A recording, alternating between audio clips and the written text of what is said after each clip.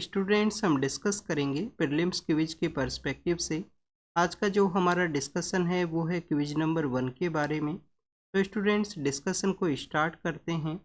First जो question है वो आपसे पूछा गया है, इनमें से कौन सा ऐसा यूनियन टेरिटरी है जिसको कि सबसे लास्ट के अंदर में इंडियन यूनियन के अंदर ऐड है वो किया गया। स्टूडेंट्स, अगर आपको इसके बारे में नहीं इन्फॉर्मेशन है क्वेश्चन के पर्सपेक्टिव से, तो जो भी आप पॉलिटी का बुक रीड करते हो वहाँ से स्टेट रीऑर्गेनाइजेशन जो चैप्टर है कि हमारे यहाँ पे स्टेट्स को किस तरीके से रीऑर्गेनाइज है वो किया गया इंडिपेंडेंस के लेटर फेज के अंदर में, उसके बारे में आप जाके ज़रूर से फिर उसको अच्छे से रीड है वो करना। तो स्टूडेंट्स, यहाँ पे हम जो डिस्कशन है स्टेट रीऑर्गेनाइजेशन को एक बार रिवाइज है वो करते हैं इन यूनियन टेरिटरीज के पर्सपेक्टिव से। आप देखिए कि इंडिपेंडेंस के लेटर फेज के अंदर में हमारे यहाँ पे जो डिफरेंट टेरिटरी हुआ करता था इंडिया के अंदर में, उनको 4 कैटेगरी के अंदर डिवाइड है वो किया गया था। पार्ट ए है, पार्ट बी है, सी एंड डी के थ्रू में। पार्ट ए के अंदर में आपको जो 9 टेरिटरीज हैं वो आपको देखने के लिए मिलेंगी, जिनको कि आप देखिए कि governor province of British India का जो नाम है वो दिया गया था। तो पार्ट ए है, उसके अंडर में बेसिकली 9 टेरिटरीज हुआ करती थी और उनका जो नाम है वो है governor province of British India. कि जो ब्रिटिश इंडिया के समय में जो गवर्नर के जो प्रोविंस हुआ करते थे उन्हीं को यहाँ पे ऐड किया गया। फिर स्टूडेंट्स, जो पार्ट बी है उसके अंदर में जो प्रिंसली स्टेट्स को ऐड किया गया वो भी 9 ही हुआ करते थे। यहाँ पे भी पार्ट बी के अंदर भी आपको 9 देखने के लिए मिलेगा। और आप देखिए कि ये बेसिकली जो प्रिंसली स्टेट्स हैं वो यहाँ पे सेटअप किए गए विद द लेजिस्लेटिव असेंबली के साथ में। थर्ड स्टूडेंट, जो पार्ट सी के अंदर में टोटल आप देखिए कि जो 10 टेरिटरीज हैं वो हुआ करती थी, टोटल 10 टेरिटरी हुआ करती थी। और ये चीफ कमिश्नर प्रोविंस हुआ करते थे ब्रिटिश इंडिया के समय में, ये जो एरियाज हैं। और कुछ यहाँ पे जो प्रिंसली स्टेट्स हैं वो भी सेटअप थे। तो चीफ कमिश्नर के जो प्रोविंस हैं, चीफ कमिश्नर प्रोविंस हैं, और कुछ यहाँ पे प्रिंसली स्टेट्स भी हैं। ये इनका जो कम्प्लीटली एडमिनिस्ट्रेशन है वो सेंट्रली एडमिनिस्ट्रेशन का जो इंफॉर्मेशन है वो रखा गया था उस समय में। और स्टूडेंट, जो पार्ट डी है उसके अंदर में बेसिकली 1 टेरिटरी है जो अंडमान एंड निकोबार है। तो टोटल ये कितना हुआ, 29 टेरिटरीज है। उसके अंदर में हमारा जो कंट्री है वो डिवाइड था उस समय में।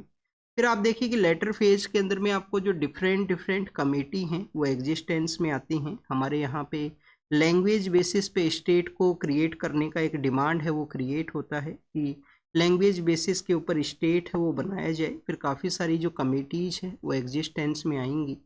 तो स्टूडेंट्स, हम यहाँ पे कमेटीज़ के बारे में एक बार रीड करें तो आप देखिए कि इनिशियल फेज के अंदर में एक कमेटी आती है, एस के धर कमेटी है। फिर एस के धर कमेटी के द्वारा 1 लैंग्वेज 1 स्टेट, 1 लैंग्वेज 1 स्टेट का जो कॉन्सेप्ट है उसको रिजेक्ट कर दिया गया।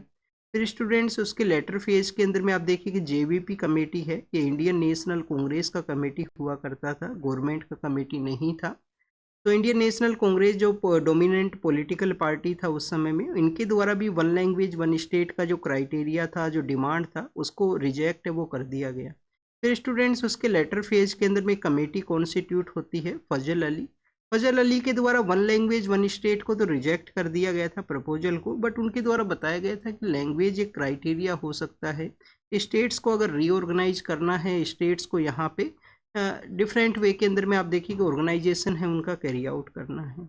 फिर स्टूडेंट, 7th जो कॉन्स्टिट्यूशन अमेंडमेंट एक्ट है वो पास होता है। और आप देखिए कि हमारे यहाँ पे स्टेट्स को डिवाइड किया गया। उस समय में 14 स्टेट्स हैं वो इस्टेब्लिशमेंट में आते हैं, 14 स्टेट्स बनते हैं। और 6 यूटी हैं वो उस समय में जो फॉर्म की जाती हैं, बनाई जाती हैं कुछ यूटीज, यूनियन टेरिटरी, जिनका कि सेंट्रल के द्वारा एडमिनिस्ट्रेशन है वो कैरी आउट है वो किया गया। अब अगर हम बात करें स्टूडेंट्स यहाँ पे दिल्ली के रिगार्डिंग में, तो आप देखिए कि दिल्ली उस समय में भी यूटी है वो हुआ करता था। तो दिल्ली हमारे यहाँ पे 1950 55-56 के समय जो 7th कॉन्स्टिट्यूशन अमेंडमेंट एक्ट है उस समय भी पार्ट में हुआ करता था।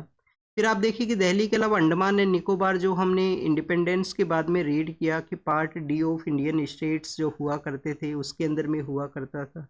तो ये भी आप देखिए कि उसी समय में ऑलरेडी हमारे यहाँ पे एग्जिस्ट करते हैं। दमन एंड दीव की रिगार्डिंग में अगर हम बात करें तो हमारे कुछ ऐसे भी टेरिटोरियल एरिया हैं जिनका उन सभी का ही हम कम्प्लीटली यहाँ पे डिस्कस करते हैं, जिनको कि बाद में हमारी जो इंडियन टेरिटरी है, इंडियन यूनियन है, उसके अंदर ऐड किया गया।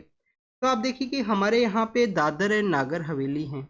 हमारे यहाँ पे दादर एंड नागर हवेली का जो एरिया है ये 1954 के समय पोर्तुगीज से हमारा जो पोर्तुगीज से लिया जाता है इनको, और इनको बेसिकली लोकल एडमिनिस्ट्रेशन है वो किया गया था। तो आप देखिए कि दादरा एंड नागर हवेली है, दादरा एंड नागर हवेली है। ये 1954 के समय इंडियन टेरिटरी के अंदर इनको ऐड तो कर लिया गया था, बट फुल्ली किसी अमेंडमेंट के थ्रू ऐड नहीं किया गया था। ओनली वहाँ पे लोकल एडमिनिस्ट्रेशन है, लोकल लोगों का जो एडमिनिस्ट्रेशन है वो हुआ करता था। फिर बाद में 10th कॉन्स्टिट्यूशन अमेंडमेंट एक्ट के थ्रू इसको ऐड किया जाता है एज ए यूटी के रूप से, दादर एंड नागर हवेली को। फिर स्टूडेंट्स नेक्स्ट अगर हम बात करें तो आप देखिए कि गोवा है, दमन है, दीव का एरिया है। गोवा, दमन और दीव का जो एरिया है बेसिकली स्टूडेंट्स ये पोर्तुगीज के ही कंट्रोल के अंदर हुआ करते थे। गोवा है, दीव है और दमन है। तो आप देखिए कि गोवा, दमन एंड दीव का जो एरिया है ये पुलिस एक्शन के through Indian authorities, Indian territory के अंदर इसको ऐड किया गया 1961 के समय। और क्योंकि वहाँ पे पोर्तुगीज के द्वारा इसको नहीं वैकेंट किया गया था तो पुलिस एक्शन के थ्रू इसको ऐड है वो करवाया जाता है। फिर स्टूडेंट्स इसको लेटर फेज के अंदर में ऐड किया जाता है 12th कॉन्स्टिट्यूशन अमेंडमेंट एक्ट के through, 12th constitution amendment act के थ्रू। अब अगर हम बात करें पुडुचेरी के बारे में तो स्टूडेंट जो पुडुचेरी का एरिया है, जो कि आप देखिए कि डिफरेंट डिफरेंट स्टेट्स के वहाँ पे सेटअप है। कुछ पार्ट जो कराईकलन मेन पुडुचेरी का जो पार्ट है वो आपको तमिलनाडु जो स्टेट है वहाँ पे देखने के लिए मिलेगा। फिर माहे का जो पार्ट है वो अलग एरिया के अंदर में है, जो यमन का जो पार्ट है वो अलग एरिया के अंदर में है। तो स्टूडेंट्स पुडुचेरी बेसिकली फ्रेंच का वहाँ पे डोमिनेशन हुआ करता था। 1954 के समय फ्रेंच के द्वारा इंडिया को इसको टेक ओवर करवाया गया, वहाँ पे इंडिया को हैंड ओवर किया गया। और फिर बाद में आप देखिए कि 14th कॉन्स्टिट्यूशन अमेंडमेंट एक्ट के थ्रू इसको ऐड है वो किया गया था। तो पुडुचेरी सबसे लास्ट के अंदर में है। दमन एंड दीव के बारे में अगर हम रीड करें तो 12th है स्टूडेंट्स। और पोर्तुगीज आप देखिए कि सॉरी पुडुचेरी जो है वो आपको 14th कॉन्स्टिट्यूशन अमेंडमेंट एक्ट के थ्रू मिलेगा। तो पुडुचेरी इसका राइट आंसर रहेगा। यहाँ से आपसे एक सवाल इस तरीके से भी पूछा जा सकता है कि कौन सा ऐसा फॉरेन पावर्स हैं, कौन सी ऐसी फॉरेन पावर हैं जो सबसे लास्ट इंडिया से जाते हैं। आप देखिए कि पोर्तुगीज जो फॉरेन पावर है सबसे पहले वास्को डिगामा के रूप से इंडिया के अंदर में आएंगे। और आप देखिए कि सबसे लेट उनका जो यहाँ से सबसे लेट है वो इंडिया का टेरिटरी से वो जाया करते हैं, क्योंकि अभी हमने रीड किया कि जो दमन एंड दीव का एरिया है, गोवा का एरिया है, इसको 1961 के समय पुलिस एक्शन के थ्रू ऐड है वो किया गया था, पुलिस एक्शन के थ्रू इसको ऐड किया गया था। तो फर्स्ट आंसर है वो पुडुचेरी है, सबसे लेट उसको ऐड किया गया date 14th constitution amendment act के थ्रू। नेक्स्ट अगर हम बात करें एक्ट के बारे में है, आप देखिए कि हमारा कॉन्स्टिट्यूशन के इस्टेब्लिशमेंट में आने से पहले कुछ एक्ट है वो हुआ करते थे। एक्ट आप देखिए कि हमारे यहाँ पे कॉन्स्टिट्यूशनल या जो एडमिनिस्ट्रेटिव प्रोविजंस का जो डेवलपमेंट है उसके रिगार्डिंग में भी आपको इनका अंडरस्टैंडिंग होना चाहिए। एग्जाम के अंदर भी क्वेश्चन पूछे जाते हैं, उसके बारे में भी पता होना चाहिए। तो आप देखिए कि क्वेश्चन ये है कि इनमें से कौन सा एक्ट है जो कॉन्स्टिट्यूट करता है एक डिपार्टमेंट ऑफ स्टेट को ये क्रिएट करता है। आप देखिए कि एक डिपार्टमेंट ऑफ स्टेट को क्रिएट करता है कहाँ पे, इंग्लैंड के अंदर में। वो उसका स्पेशल फंक्शन ये है कि वो कंट्रोल करता है, किसको कंट्रोल करता है, कोर्ट ऑफ डायरेक्टर्स को। और ड्यूल सिस्टम ऑफ गवर्नमेंट है उसको इंट्रोड्यूस करता है, इंडिया के अंदर में ड्यूल सिस्टम ऑफ गवर्नमेंट है वो इंट्रोड्यूस होता है। तो फर्स्ट ऑफ ऑल स्टूडेंट्स पहला जो एक्ट है वो लाया जाता है फर्स्ट सबसे पहले ईस्ट इंडिया कंपनी को रेगुलेट करने के पर्सपेक्टिव से, तो ये इसका आंसर है वो नहीं रहेगा। फिर आप देखिए कि अमेंडिंग एक्ट है जिसके अंदर में कुछ अमेंडमेंट्स है वो कैरी किए गए थे, जो भी यहाँ पे डिफरेंसेज आते हैं जो गवर्नर जनरल ऑफ बंगाल हुआ करते थे उस समय में, उनके कुछ डिफरेंसेज आते हैं, उनको अपना काउंसिल के अंदर वीटो पावर चाहिए था उस समय में। फिर स्टूडेंट्स आप देखिए कि जो पिट्स इंडिया एक्ट है उसके थ्रू इस यहाँ पे एक बोर्ड ऑफ कंट्रोल को क्रिएट किया गया था। बोर्ड ऑफ कंट्रोल नाम का एक डिपार्टमेंट है इंग्लैंड के अंदर में, और उसी के थ्रू कंपनी का जो कोर्ट ऑफ डायरेक्टर्स हैं, कंपनी का जो पॉलिसी है उसको रेगुलेट है वो किया जाता था। तो राइट आंसर इसका पिट्स इंडिया एक्ट है। पॉलिटी के पर्सपेक्टिव से तो बेसिक अंडरस्टैंडिंग के रिगार्डिंग में ये जो एक्ट हैं जो 1773 से स्टार्ट होते हैं और फिर आपको 1947 इंडिपेंडेंस एक्ट तक आपको देखने के लिए मिलेंगे। बट आप देखिए कि पॉलिटी के अलावा हिस्ट्री के पर्सपेक्टिव से भी इनको रीड करना, जब भी इन एक्ट्स को आप रीड करो तो आपको बेसिक अंडरस्टैंडिंग जरूर से रहे, जब भी आपको ये काफ़ी अच्छे से अंडरस्टैंडिंग है वो आपका डेवलप होगा। नेक्स्ट अगर हम बात करें स्टूडेंट्स नेक्स्ट क्वेश्चन के बारे में, तो वो है बेसिकली कुछ लेक्स हैं और उनके एसोसिएटेड जो कंट्रीज हैं उसको यहाँ पे आपसे पूछा गया है। लेक तितिकाना है, टिटिका है बेसिकली। तो स्टूडेंट्स ये जो लेक है वो कहाँ पे सिचुएटेड है, आप देखिए कि लैटिन अमेरिका का जो एरिया है वहाँ पे है। लैटिन अमेरिका के अंदर तो आप देखिए कि ब्राज़ील भी है, तो क्या ब्राज़ील के साथ अपना एरिया शेयर करती है। पेरू एंड बोलिविया नाम का जो कंट्री है, जो इंडस माउंटेन का एरिया है वहाँ पे ये सिचुएटेड है, तो ब्राज़ील इसका एसोसिएटेड जो कंट्री है वो नहीं है। लेक मीड है जो कि बेसिकली स्टूडेंट्स यूएसए के अंदर सिचुएटेड है। यूएस का जो साउथ वेस्टर्न पार्ट है वहाँ पे आपको लेक मीड है वो देखने के लिए मिलेगा। और आप देखिए कि कोलोराडो जो रिवर है उसके साथ में इसका एसोसिएशन है, इस लेक का जो एसोसिएशन है कोलोराडो रिवर के साथ में। हो सकता है आपको ये ना पता हो, ना पता है डेट मीन्स कि आपको जोग्राफिकल मैपिंग का प्रैक्टिस का ज़रूरत है। Geographical mapping continent wise, country wise आपको प्रैक्टिस करना चाहिए। यूपीएससी के अंदर में एक दो क्वेश्चन है वो जो जोग्राफिकल मैपिंग के रिगार्डिंग में हुआ करते हैं, और एक दो क्वेश्चन ऐसे हैं जो करंट के जो टॉपिक्स न्यूज़ के अंदर में हैं उनको कंट्री के साथ में एसोसिएशन करवा लिया जाएगा, या किसी भी तरीके से आपसे जो सवाल पूछा जा सकता है यूपीएससी के द्वारा। लेक विक्टोरिया के बारे में है। लेक विक्टोरिया क्या लैटिन अमेरिका के वहाँ पे सिचुएटेड है? नहीं है। लेक विक्टोरिया अफ्रीका का लेक है, ट्रॉपिकल के एरिया के अंदर ही पाई जाती है। और यूएस का जो सुपीरियर लेक है उसके बाद में आप देखिए कि लार्जेस्ट लेक है ये लेक विक्टोरिया, जो कि अफ्रीका का जो ईस्टर्न पार्ट है वहाँ पे सिचुएटेड है। लेक विक्टोरिया के साथ में कौन कौन से कंट्रीज अपना एरिया शेयर करते हैं स्टूडेंट? तंजानिया है, तंजानिया है, युगांडा है, युगांडा है, और आप देखिए कि केन्या है। तंजानिया, युगांडा एंड केन्या है। तो यहाँ पे जो राइट आंसर है वो कौन सा है? वन पेयर यहाँ पे करेक्टली मैच है। नेक्स्ट अगर हम डिस्कस करें तो स्टूडेंट्स यहाँ पे क्वेश्चन ये पूछ लिया गया है कि पोर्टफोलियो जो सिस्टम है वो किस एक्ट के थ्रू इंट्रोड्यूस हुआ? वाइसरॉय को जो पोर्टफोलियो को पावर दिया गया। तो स्टूडेंट्स 1857 का जब रिवोल्ट होता है तो उसके बाद में एडमिनिस्ट्रेटिव जो चेंजेज हैं वो किए जाते हैं। तो 1858 का जो एक्ट है उसके अंदर तो कम्प्लीटली एडमिनिस्ट्रेशन के जो चेंजेज हैं वो हुए थे। वहाँ पे वॉइसरॉय का जो एग्जिस्टेंस भी आपको 1858 एक्ट से ही देखने के लिए मिलेगा। तो उससे पहले के जो एक्ट है उसके अंदर तो वॉइसरॉय हुआ ही नहीं करता था, गवर्नर जनरल ऑफ इंडिया हुआ करता था। गवर्नमेंट ऑफ इंडिया एक्ट है, ये सबसे लास्ट एक्ट है जिसके अंदर में डिसेंट्रलाइजेशन का जो प्रोसेस स्टार्ट होता है 1858 से, वो अपने पीक के ऊपर पहुंचता है इस 1935 के समय में, जब प्रोविंस के अंदर में गवर्नमेंट है वो कॉन्स्टिट्यूट होती हैं।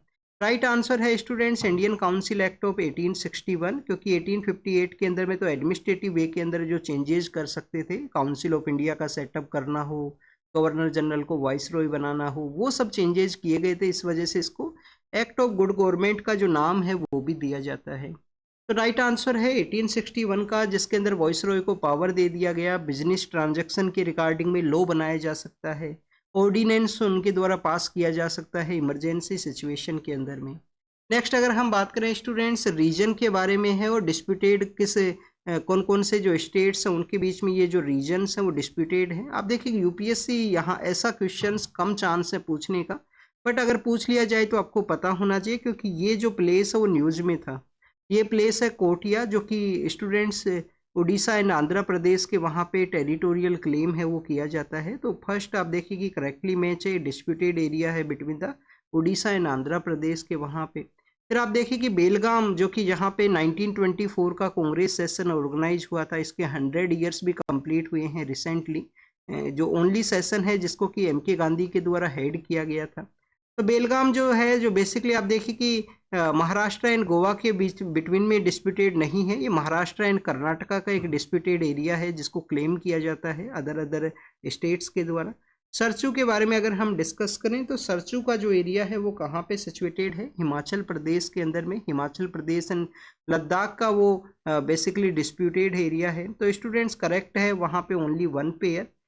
आप देखिए कि जब भी हमारे यहाँ पे दो स्टेट्स के रिगार्डिंग में किसी एरिया के पर्सपेक्टिव से कोई डिस्प्यूट हुआ करता है, तो आर्टिकल 131 के थ्रू वो हाई सुप्रीम कोर्ट के अंदर अप्रोच करेंगे, किसी भी हाई कोर्ट के अंदर नहीं जाएंगे। और ये जो आर्टिकल 131 के थ्रू जो सुप्रीम कोर्ट का जो जो डोमेन का जो पावर है उसको हम किस डोमेन के अंदर रखते हैं, ओरिजिनल जुरिडिक्शन। जो सुप्रीम कोर्ट का ओरिजिनल जुरिडिक्शन है, जब भी कोई दो स्टेट्स का जो डिस्प्यूट हुआ करता है उसको रिजोल्व करना, या सेंटर और स्टेट का कोई डिस्प्यूट है तो उसको रिजोल्व करना। अब आपके लिए यहाँ पे एक होमवर्क है।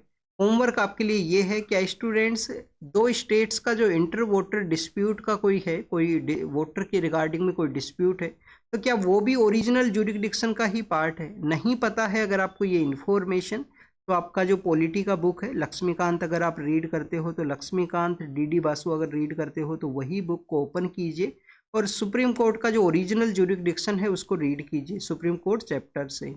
नेक्स्ट अगर हम बात करें स्टूडेंट्स, महादई जो रिवर है, जिसको कि मंडा रिवर के नाम से भी जानते हैं, ये रिवर लाइफ लाइन है गोवा का। तो कौन कौन से स्टेट से ये पास करती है, ये आपसे पूछा गया है। तो स्टूडेंट्स ये ओरिजिनेट करती है कर्नाटका का जो वेस्टर्न घाट का एरिया है, वेस्टर्न पार्ट से, वहाँ से फिर महाराष्ट्र के अंदर फ्लो करती है, फिर गोवा से ये जाती है। तो ऑल थ्री स्टेट्स यहाँ पे इसके पार्ट है। आप देखिए कि गोवा का ये लाइफ लाइन है। उसके अलावा एक जुआरी नाम का जो रिवर है वो भी वहाँ से फ्लो करती है गोवा से। गोवा का स्टूडेंट्स जो रामसर साइट्स हैं, गोवा का जो रामसर साइट्स हैं, जो रामसर कन्वेंशन है वेटलैंड्स के बारे में, तो रामसर साइट को बता देना होमवर्क के अंदर में, ये आपका होमवर्क है, गोवा का रामसर साइट कौन कौन सा है। नेक्स्ट अगर हम बात करें स्टूडेंट्स वाइब्रेंट विलेज प्रोग्राम के बारे में है, क्या वाइब्रेंट विलेज प्रोग्राम है वो सेंट्रल सेक्टर स्कीम है? 100% जो पैसा है वो सेंटर के द्वारा दिया जाता है क्या? नहीं स्टूडेंट, सेंट्रल स्पॉन्सर है। क्या इसका जो लॉन्च है वो सभी हमारे जो नॉर्दर्न पार्ट के जो डिस्ट्रिक्ट्स हैं, बॉर्डर डिस्ट्रिक्ट्स, वहाँ पे इसको चलाया गया है? स्टूडेंट्स कुछ स्टेट्स हैं, कुछ स्टेट हैं और एक यूटी है, लद्दाख जो यूटी है प्रेजेंट समय के अंदर में। और फिर आप देखिए कि हमारा जो उत्तराखंड है, उत्तराखंड के अलावा सिक्किम है, अरुणाचल प्रदेश है, और स्टूडेंट्स जो हिमाचल प्रदेश इसका पार्ट है। तो ये हमारे 4 स्टेट्स, 1 यूटी जो लद्दाख है, जिसके भी आप देखिए कि सेलेक्टेड डिस्ट्रिक्ट्स हैं जिसके अंदर ये आपको वाइब्रेंट विलेज प्रोग्राम है, क्योंकि बॉर्डर एरियाज को डेवलप करने के पर्सपेक्टिव से मिनिस्ट्री ऑफ होम अफेयर्स का ये सेंट्रल स्पॉन्सर एक इनिशिएटिव है। क्या मिनिस्ट्री ऑफ डिफेंस का भी यहाँ पे कोलोब्रेशन है? मिनिस्ट्री ऑफ डिफेंस का नहीं है, मिनिस्ट्री ऑफ होम अफेयर्स का है। क्या students border area development programme जो ऑलरेडी हमारे यहाँ पे एग्जिस्ट करता है बॉर्डर एरियाज के पर्सपेक्टिव से, क्या उसके साथ में किसी तरीके का ओवरलैप है? वो नहीं रहेगा। बिल्कुल करेक्ट स्टेटमेंट है स्टूडेंट्स, किसी भी तरीके का ओवरलैप है वो नहीं रहेगा। तो 1 स्टेटमेंट यहाँ पे करेक्ट है। तो this is all the information आज का जो क्विज है उसके पर्सपेक्टिव से।